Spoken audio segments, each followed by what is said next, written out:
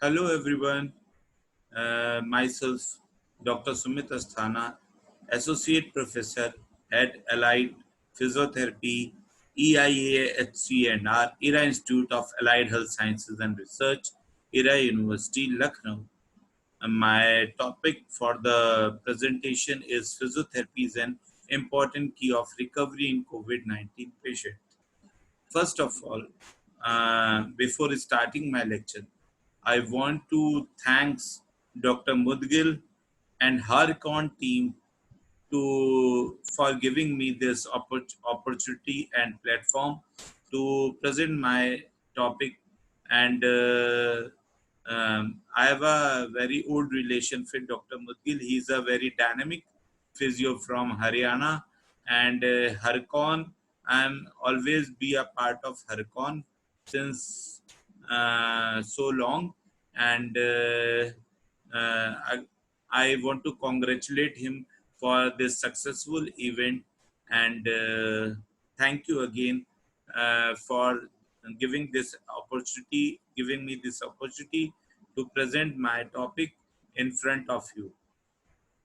Actually, this topic is very important in current scenario, and exactly the motto behind this to present this topic, my motto is to deliver among you all the importance of physiotherapy. Means इस समय पे जहाँ और अभी नहीं, हर जगह पे मैं बोलना चाहूँगा कि हर जगह फिजियोथेरेपी की एक अपनी इम्पोर्टेंस है, जो फिजियोथेरेपी ने टाइम टू टाइम प्रूव किया है with the proper evidences, and so many evidences. Even that's why so many researches are new researches and new advancements are coming time to time in our fraternity. But and hats off to all the senior physiotherapists and great physiotherapists who are doing such a marvelous job in our field. So यहाँ पे मेरा कहने का मतलब है, physiotherapy is an important की of recovery in covid patient. This इसका मतलब है कि अगर हम मोर्टेलिटी रेट को रिड्यूस करने की बात करते हैं कोरोना कोविड-19 पेशेंट्स के लिए, या अगर हम उनको रिकवर कराने के लिए, ताकि हम आईसीयू से रिकवर करके इंटूबेट पेशेंट को एक्सटूबेट करा के उसको घर वापस भेजने की अगर हम कोशिश करते हैं या कोई हॉस्पिटल करता है, तो उनको बहुत हद तक फिजियोथेरेपी पे डिपेंड होना पड़ता है और उनको फिजियोथेरेपिस्ट का सपोर्ट चाहिए. और सपोर्ट कोई कम ज्यादा नहीं है, because always physiotherapy is an important part of multidisciplinary team working in the hospital. But in corona itself, जो हमने अपने हॉस्पिटल में काम किया है, and I am the biggest evidence for this what I am saying myself, because हमने जो काम किया है उसका हमारे पास एविडेंस है और हमने देखा है कि पेशेंट को किस तरह की रिकवरी कराई गई है. मैं बात स्टार्ट करता हूँ, जब ये कोविड स्टार्ट हुआ, लॉकडाउन हुआ, उसके बाद हॉस्पिटल्स में प्रिपरेशन नहीं थी, बहुत सारी चीजें थी, पीपी किट नहीं थे, गवर्नमेंट इतना प्रिपेयर नहीं था, ये सब. तब बहुत सारे चीजें आई कि ये इम्पोर्टेंट है, वो इम्पोर्टेंट है कोविड के लिए. फिजियोथेरेपी का नाम नहीं है. इवन बात हो रही थी और WHO या बड़े बड़े ऑर्गेनाइजेशंस के बड़े बड़े बुक्स, जिनको मैं अपनी भाषा में पोथी कहता हूँ, वहां पे बताया जाता था कि मेडिसिन ब्रांच जो है वही लीड करेगी, and no doubt they are leading very good this pandemic situation, और उसके साथ और लोग वर्क करेंगे. बट कई जगह पे आया निमोनिया है, फिजियोथेरेपी कॉन्ट्राइंडिकेटेड होती है उसमें.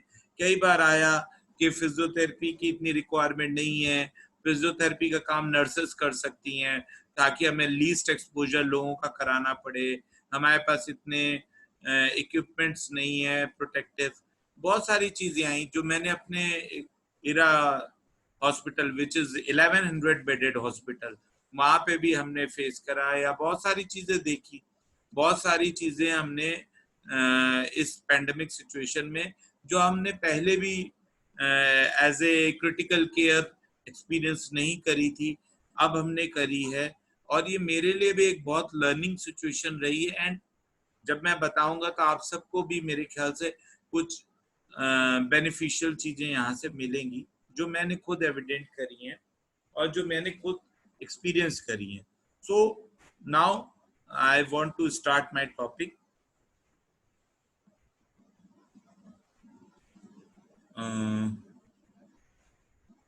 Physiotherapy is an important key for recovery of COVID-19 patient, which is my topic. And मैंने बताया कि जैसे अगर पेशेंट को इंटूबेट, पेशेंट को एक्सटूबेट कराना, पेशेंट अगर माइल्ड लेवल पे आया है, मॉडरेट पे आया है, सिवियर पे आया है, हर एक लेवल पे कैसे हम उसको SpO2 को मेंटेन कर सकते हैं, कैसे हम उसको रिकवरी की तरफ ले जा सकते हैं, कैसे हम उसकी लंग कैपेसिटी बढ़ा सकते हैं। In all these aspects physiotherapy is very important. Also important in reducing mortality rate. Mortality जब ये स्टार्ट हुआ और काफी पेशेंट, क्योंकि हमारे एरा को अपॉर्चुनिटी मिली है कि हम लोग लेवल 3 हॉस्पिटल बने हैं, गवर्नमेंट ने रिकॉग्नाइज किया है, एंड हमारे पास सारे क्रिटिकल पेशेंट्स आ रहे हैं। तो जब स्टार्टिंग में हमने बहुत जगह सुना भी, अपने यहाँ भी देखा भी कि पेशेंट्स बच के हॉस्पिटल से कम जा रहे थे, ज्यादातर डेथ रेट बढ़ चुका था। तो जब फिजियोथेरेपी की बात आई, और मैं ये प्राउड मोमेंट है कि मेडिसिन एक तरफ बैठा है, एक तरफ एनेस्थीसिया बैठा है, एक तरफ मैं बैठा हूँ, और मेरे चांसलर मुझसे बोलते हैं कि अब आपका रोल इम्पोर्टेंट है। आज से 2 महीना पहले, 2-2.5 महीना पहले, और जितना ये है उतना ही आप हैं, और आप फुल फ्लैश इसमें इन्वॉल्व हुई है, और वी वांट अ रिजल्ट। और अगर आप लोगों ने न्यूज़पेपर पढ़ा हो तो यूपी में इरा का रिकवरी रेट 96.4% है। Means we are giving the best of best recovery rate among covid patients. So मैं अपने यहाँ का ही नहीं बोल रहा हूँ, ऐसा बहुत जगह कर रहे हैं, बहुत हॉस्पिटल्स कर रहे हैं all over India, and each and everyone are studying lot about this कि how they can do their best to save COVID patients। और बहुत सारे न्यू एडवांसमेंट, और जैसे समय बढ़ा तो अब WHO की गाइडलाइंस बहुत सारे हैं, WCPT ने भेजा, अब सब कह रहे हैं फिजियोथेरेपी इंपॉर्टेंट है, उसको सबसे आगे लाओ। तो that itself shows that what we have importance in this pandemic situation। और हमेशा फिजियोथेरेपी का एक इम्पॉर्टेंट रोल है, चाहे हम किसी भी कंडीशन की बात करें। तो दूसरी चीज जो इम्पोर्टेंट है वो मैं ये बोलना चाहूंगा, helps in maintaining and improving oxygen saturation, SpO2 बहुत जरूरी है। SpO2 अगर मेंटेन होता है तो हम लाइफ सेविंग पे जा सकते हैं, और हम मोर्टेलिटी रेट को रिड्यूस कर सकते हैं। और SpO2 मेंटेन रहता है, अच्छा रहता है, तो धीरे धीरे हम लंग कैपेसिटी पे वर्क करके हम इंटूबेट पेशेंट को एक्सटूबेशन तक ले जा सकते हैं, और पेशेंट को रिकवरी तक ला सकते हैं। Best early physiotherapy intervention for patient in isolation ward और एचडीयू में cure the patient before reaching to ICU. ये हमारा मोटो है जो मैं लेके चल रहा हूँ एरा में as a head of the department. और मैंने अपनी टीम जो तैयार करी है, वो अगर मेरे पास आइसोलेशन का पेशेंट है, एचडीयू का है, तो मैं उसको वहीं पे best to best physiotherapy manoeuvres, different manoeuvres जिसपे हम वर्क करें, जैसे प्रोन लाइन बहुत इंपॉर्टेंट, मैं भी बताऊंगा। तो वो सारी चीजों पे मैं ज्यादा वर्कआउट कर रहा हूँ, ताकि हम लोग कोशिश करें कि आईसीयू तक पेशेंट ना जाए। लेकिन अगर कोई क्रिटिकल पेशेंट, जैसे हमारा लेवल 3 हॉस्पिटल है, तो फिर वहां पे हमारा स्ट्रैटेजीज चेंज होती रहती है। We are working on different strategies. ये कुछ पिक्स हैं जिसमें मैं अपने हॉस्पिटल के आप लोग को पिक्स बता रहा हूँ, दिखा रहा हूँ कि ऐसे हम लोग पेशेंट को, ये एचडीयू पेशेंट्स हैं, इनको हम किस तरह से मोटिवेट करते हैं टाइम टू टाइम। हम इनको काउंसलिंग सेशंस देते हैं, उनको मोटिवेट करते हैं। हमारे यहाँ बहुत सारे स्ट्रैटेजीज है जिसके थ्रू पेशेंट से डायरेक्ट कम्युनिकेशन करते रहते हैं बार बार।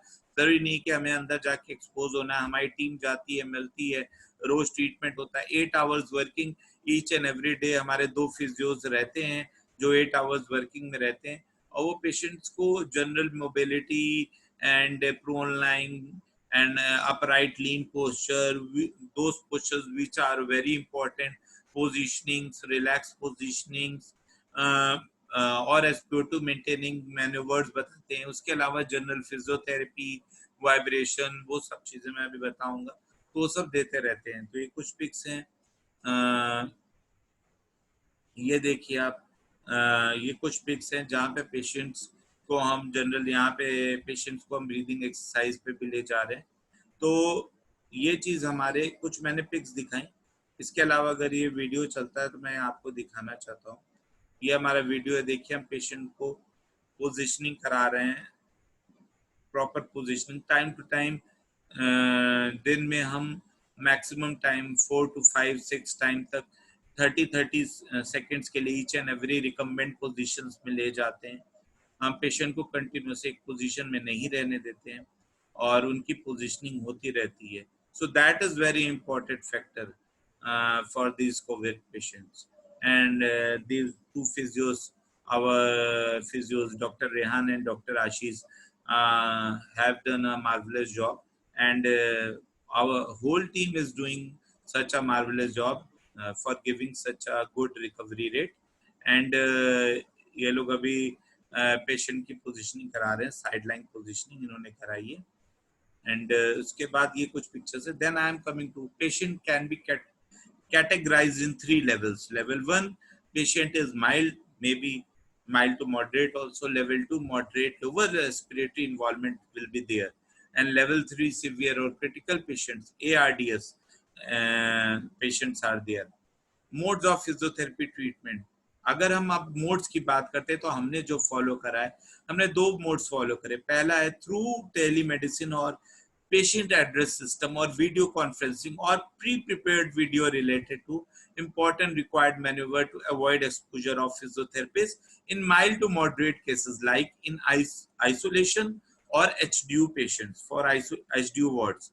For isolation or HDU patients means हमने स्क्रीन्स रखी हैं, कैमरे रखे हैं, हम कंट्रोल रूम से, अपने मॉनिटरिंग रूम से पेशेंट से टाइम टू टाइम कम्युनिकेट करते हैं। पर्सनल पेशेंट्स अटेंडेंस हमारे जो भी रहते हैं नर्सिंग, उनको भी हमने ट्रेन करके भेजा हुआ है और हम पेशेंट्स का टाइम फिक्स रखते हैं। उस टाइम पे उनकी काउंसलिंग होती है और हम उनको बताते हैं कि जैसे अगर हमें पर्टिकुलर प्रोन पोजिशनिंग कराना है तो हम पेशेंट को बताते हैं ये आपके लिए कितना हेल्पफुल है। हम पूरा उनको काउंसलिंग करते हैं, उसके बाद ट्रेन करते हैं। हमारे अटेंडेंट्स भी ट्रेन होते हैं, वो उनको वहाँ देखते रहते हैं और अटेंडेंट्स का काम होता है वो उनके पल्स ऑक्सीमीटर, अगर मॉनिटर किसी पे नहीं लगा है, अगर मॉनिटर है तो मॉनिटर में उनके वाइटल्स एंड SpO2 देखते रहते हैं। वो जरूर, वो बहुत इंपॉर्टेंट है, उसको ऑब्जर्व करते रहना। एंड देन हम उनको अलग अलग मैन्यूवर्स प्रोवाइड करते हैं पेशेंट को थ्रू, हमने अपने वीडियोस बना रखे हैं जो टाइम टू टाइम चलते रहते हैं, जिनको देख के पेशेंट मोटिवेट होता है और वो अपने से भी सेल्फ एक्सरसाइजेस करता है जितना वो कर सकता है HDU या आइसोलेशन के पेशेंट। देन दूसरा जो सिस्टम है थ्रू मैनुअल कॉन्टैक्ट और close contact in critical care to apply different techniques like chest physiotherapy, positioning, limb movement, suctioning, bed to chair transfer, chair activity. These general I am including, अभी मैं आगे आपको detail बताऊंगा, but यही है कि एक तरीका है जहाँ पे हम पेशेंट के साथ, जहाँ पे कोविड एक्सपोजर फिजियोथेरेपिस्ट को नहीं करा रहे, जहाँ पे माइल्ड केसेस को ट्रीट कर सकते हैं और जहाँ मॉडरेट टू हाई है वहाँ हमें जाना है, वहाँ हम जाते हैं और मैनुअल कॉन्टैक्ट कर पेशेंट के साथ क्लोज कॉन्टैक्ट में आके हम उनको सारे ट्रीटमेंट देते हैं with all safety personal protective equipments.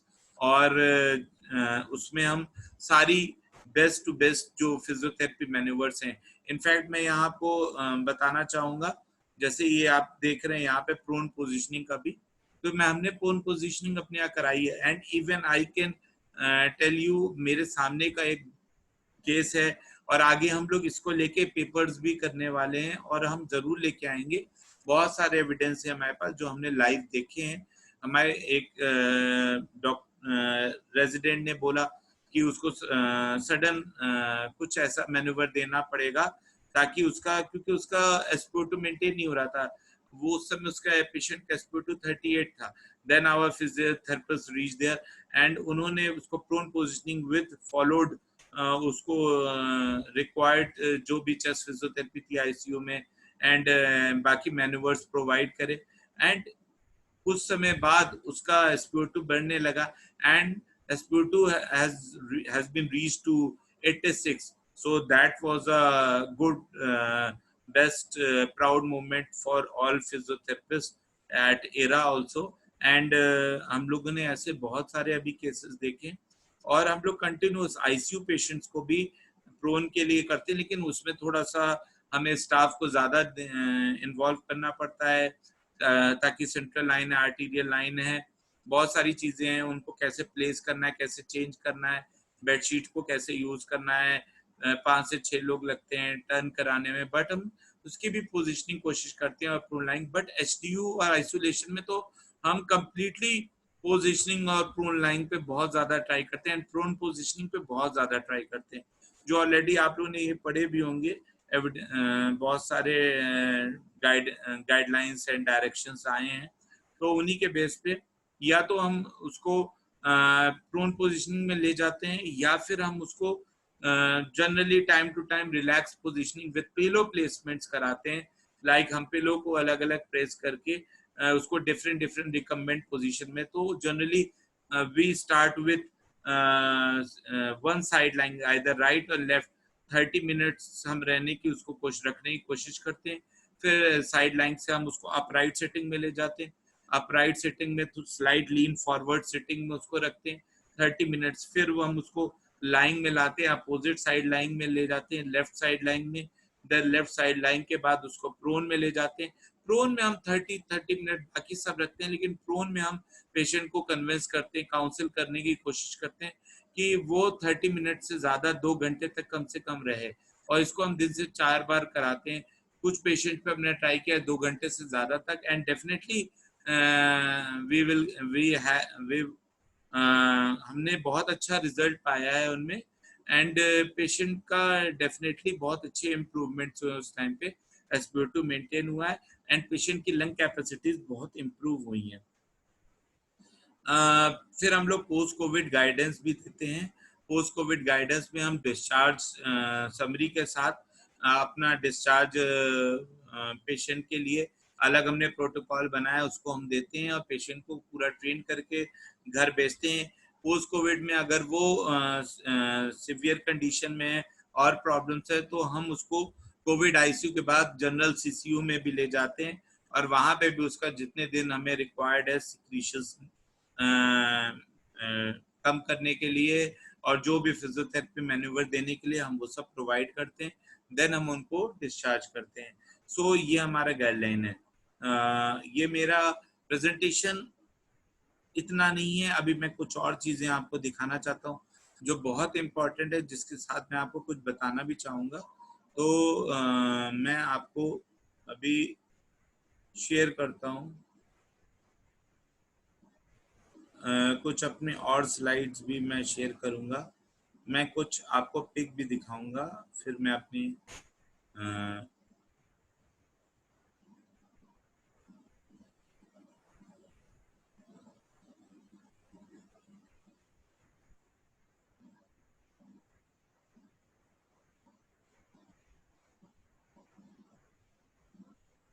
this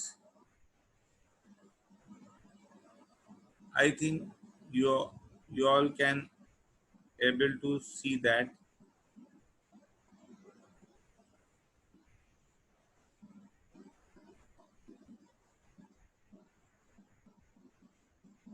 Yes, these are physiotherapy for COVID patient in HDU. What protocol we are following as per patient requirement or patient condition. First, we emphasize on positioning in every 3 to 4 hours with support for 30 minutes at a stretch in each recumbent position. जो मैंने अभी बताया, right and left side lying, prone lying, supine and with propped up, and अगर supine है तो propped up head होना चाहिए upright setting. उसके अलावा relaxation techniques with pillow placement, active movements, passive movement, breathing exercise, mainly pursed lip breathing and diaphragmatic और belly breathing, उसको हम करके बताते हैं। डायफ्राम होप सो मैं इस पे बहुत ज़्यादा डिटेल नहीं जाने वाला हूँ, बिकॉज ये एक वर्कशॉप नहीं है, it is a lecture session, and time का भी मुझे ध्यान रखना है। बट अगर फर्दर मुझे इसके लिए मौका मिलेगा तो मैं आप लोग को डिटेल भी इसके बारे में जो और बता सकता हूँ बेस्ट बताऊंगा, with evidences also. Mobility exercise, prone positioning for long duration as per patient comfortability, followed by sideline position. Postural drainage either manually or with remote tilt beds. Upright positioning, slightly lean forward with support for long duration. Use of spirometer, walking, patient education for self exercise. These are one thing.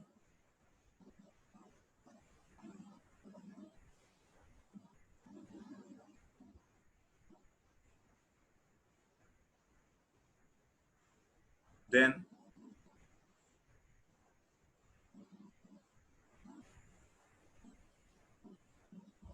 physiotherapy for COVID patient HDU. Okay, sorry. This HDU.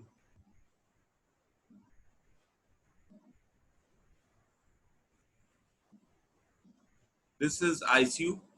ICU में हम लोग का जो general protocol है, chest physiotherapy, vibration therapy, active movements as per requirement of patient, अगर वो कर सकता है कुछ भी।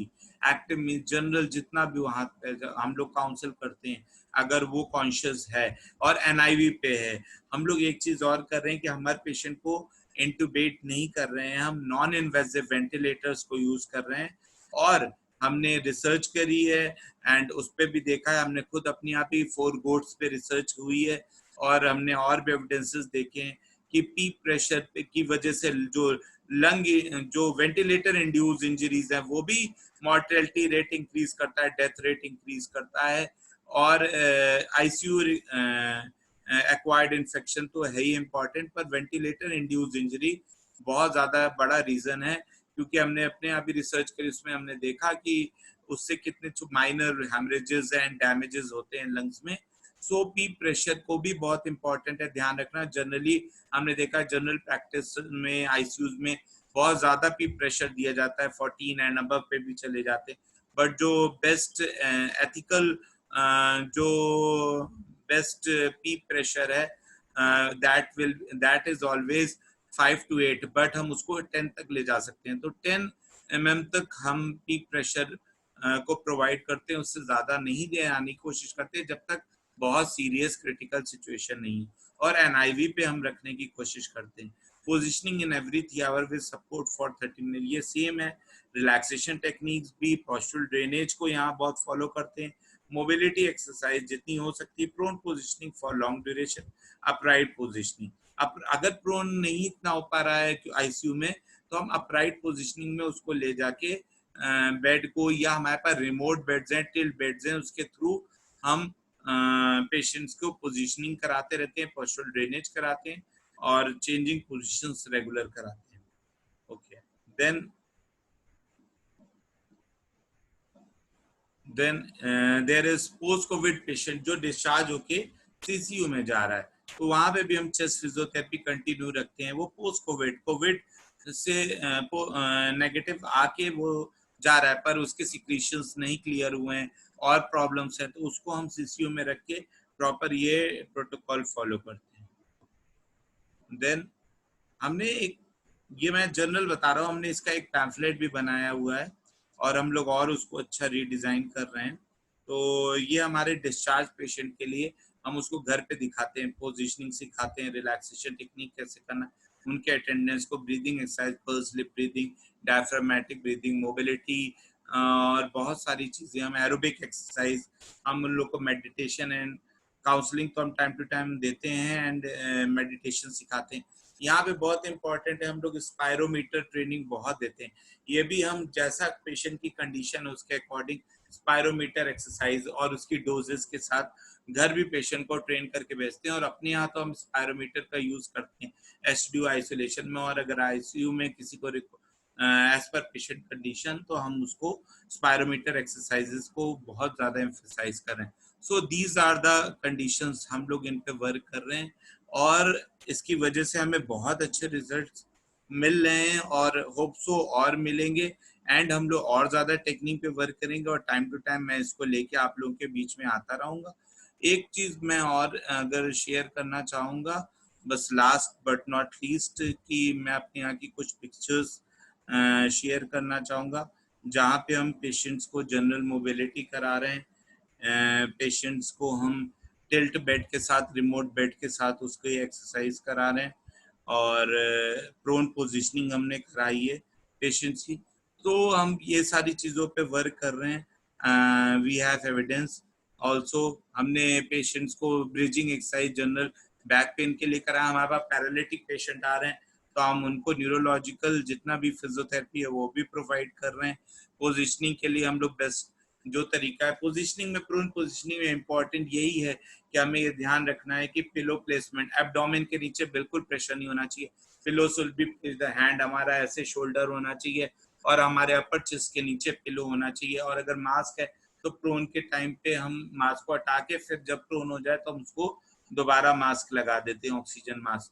तो ये बहुत सारी चीजें हैं जिसपे हम लोग वर्क कर रहे हैं और हमने काफी अच्छे रिजल्ट्स भी पाए हैं। और ये मैं अपने यहाँ का नहीं बता रहा हूँ, मैं ये शो करना चाह रहा हूँ कि हम लोग को बहुत अच्छे रिजल्ट्स मिले हैं और मिल रहे हैं। और अगर एक चीज और मैं शेयर कर सकता हूँ अभी, तो मैं यहाँ डेफिनेटली करूँगा। एक मिनट,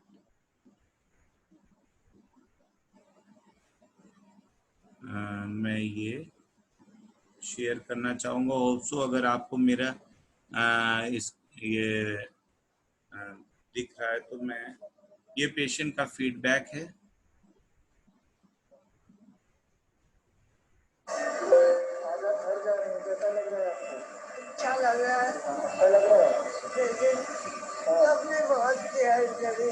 पेशेंट्स के फीडबैक भी हमारे पास जो बहुत अच्छे हैं। और फिजियोथेरेपी, ये हमारे फिजियोथेरेपिस्ट डॉक्टर रेहान है जो पेशेंट से बात कर रहे हैं। तो मैं यही बताना चाहूँगा कि हम, this is what I want to show today, that what is the role of physiotherapy and